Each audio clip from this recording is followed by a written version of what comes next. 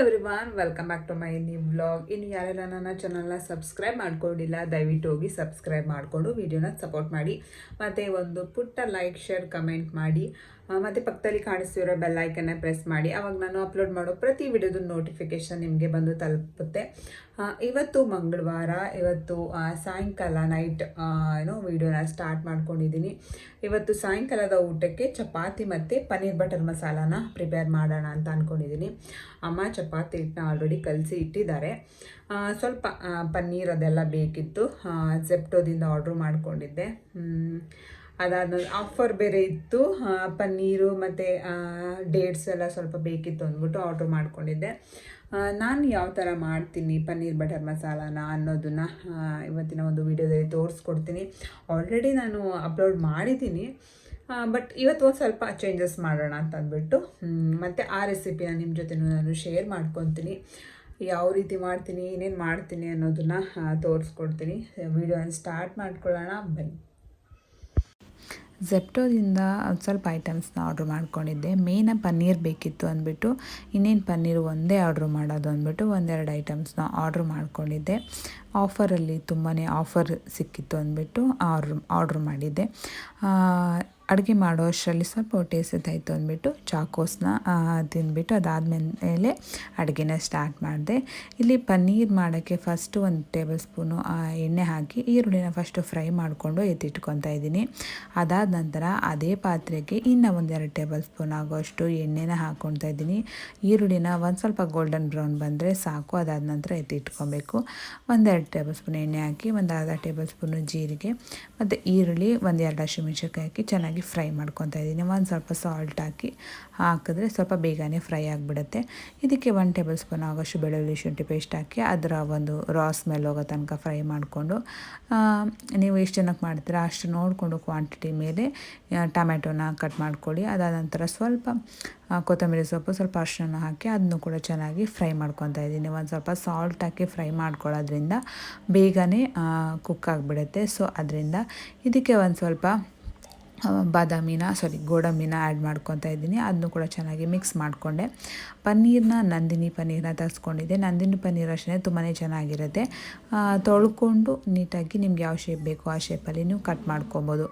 ಅದಾದ ನಂತರ ಇಲ್ಲಿ ಇದು ಕೂಡ ಚೆನ್ನಾಗಿ ಕುಕ್ ಆಗಿರುತ್ತೆ. ಇದಕ್ಕೆ ಸ್ವಲ್ಪ ಖಾರದ ಪುಡಿ, ಸ್ವಲ್ಪ ಗರಂ ಮಸಾಲಾನ ಹಾಕಿ ಚೆನ್ನಾಗಿ ಒಂದು ಮಿಕ್ಸ್ ಕೊಟ್ಟು ಇದು ಚೆನ್ನಾಗಿ ತಣ್ಣಗಾಗಬೇಕು. ತಣ್ಣಗಾದಮೇಲೆ ನುಣ್ಣಗೆ ರುಬ್ಕೋಬೇಕು.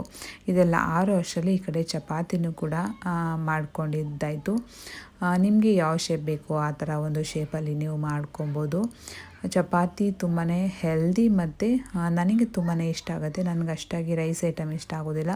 ಈ ಥರ ಚಪಾತಿ, ರೊಟ್ಟಿ ಈ ಥರದ್ದೆಲ್ಲ ನಾನು ಇಷ್ಟಪಟ್ಟು ತಿಂತೀನಿ. ಇದ್ರ ಜೊತೆ ಚಪಾತಿ ಆಗಿರಲಿ, ಪೂರಿ ಆಗಿರಲಿ, ಒಂದು ಒಳ್ಳೆ ಕಾಂಬಿನೇಷನ್ ಆಗಿ ಒಂದೊಳ್ಳೆ ಗ್ರೇವಿ ಇದ್ದರೆ ತುಂಬಾ ಚೆನ್ನಾಗಿ ಅನಿಸುತ್ತೆ.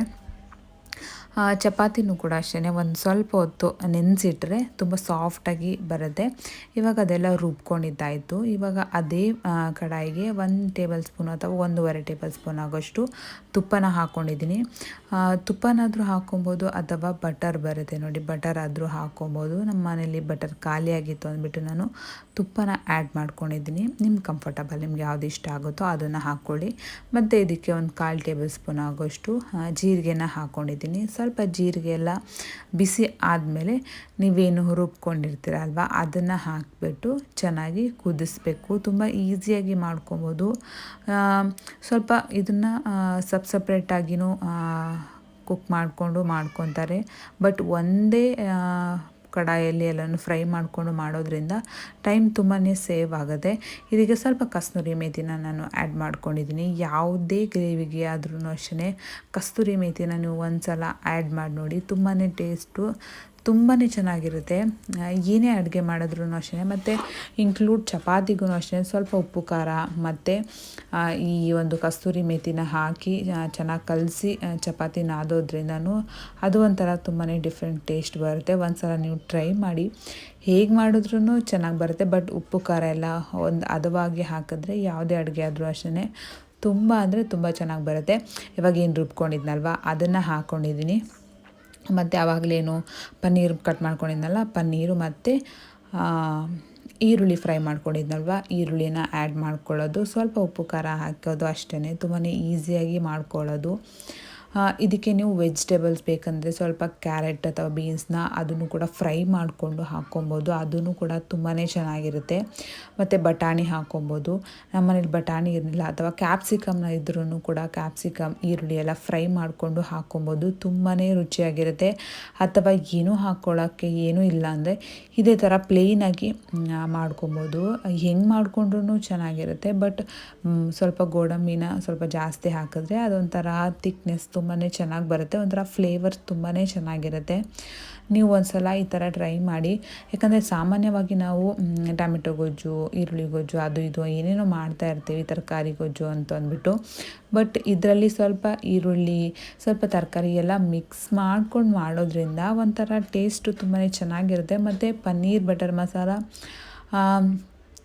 ಪನ್ನೀರೆಲ್ಲ ಯೂಸ್ ಮಾಡ್ಕೊಂಡು ಮಾಡೋದ್ರಿಂದ ತುಂಬಾ ಹೆಲ್ದಿನೂ ಕೂಡ, ಮತ್ತು ಒಂಥರ ಚೆನ್ನಾಗಿ ಅನಿಸುತ್ತೆ. ಆಮೇಲೆ ಕೆಲವೊಬ್ಬರಿಗೆ ಪನ್ನೀರ್ ಇಷ್ಟನೂ ಆಗೋದಿಲ್ಲ, ಅವರು ಇರ್ತಾರೆ.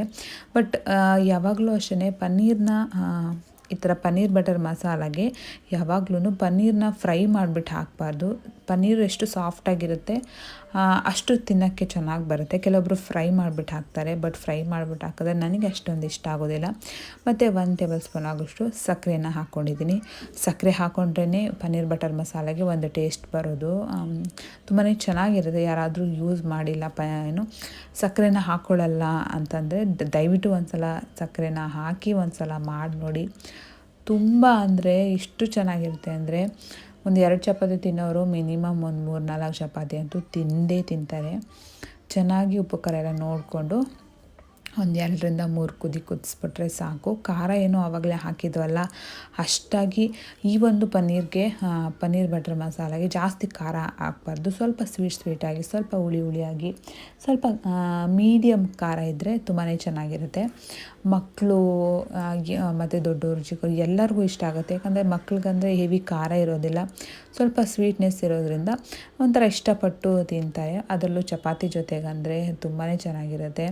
ಇದಕ್ಕೆ ಗೀ ರೈಸ್ ಕೂಡ ಮಾಡ್ಕೊಬೋದು, ಗೀ ರೈಸ್ ಕೂಡ ಚೆನ್ನಾಗಿರುತ್ತೆ. ಬಟ್ ಚಪಾತಿಗೆ ಮಾತ್ರ ಒಂದೊಳ್ಳೆ ಕಾಂಬಿನೇಷನ್ ಅಂತಲೇ ಹೇಳ್ಬೋದು. ಯಾರಾದರೂ ಟ್ರೈ ಮಾಡಿಲ್ಲ ಅಂದರೆ ಈ ಥರ ಟ್ರೈ ಮಾಡಿ. ಎಲ್ಲನೂ ಒಂದೇ ಒಂದು ಪಾತ್ರೆಯಲ್ಲಿ ಮಾಡಿಕೊಂಡು, ಸೇಮ್ ಟೊಮೆಟೊ ಗೊಜ್ಜು ನೀವು ಯಾವ ಥರ ಒಂದೇ ಪಾತ್ರೆ ಮಾಡ್ಕೊಂಡು ಮಾಡ್ತೀರಾ, ಸೊ ಅದೇ ರೀತಿ ಇದನ್ನು ಕೂಡ ಅಷ್ಟೇ ತುಂಬಾ ಈಸಿಯಾಗಿ ಕ್ವಿಕ್ಕಾಗಿ ಆಗಿಬಿಡುತ್ತೆ. ನನಗಂತೂ ಸಖತ್ ಇಷ್ಟ. ನಿಮಗೂ ಈ ಥರ ಒಂದು ಪನ್ನೀರ್ ಬಟರ್ ಮಸಾಲ ಇಷ್ಟ ಆಗುತ್ತಾ ಕಾಮೆಂಟ್ ಮಾಡಿ.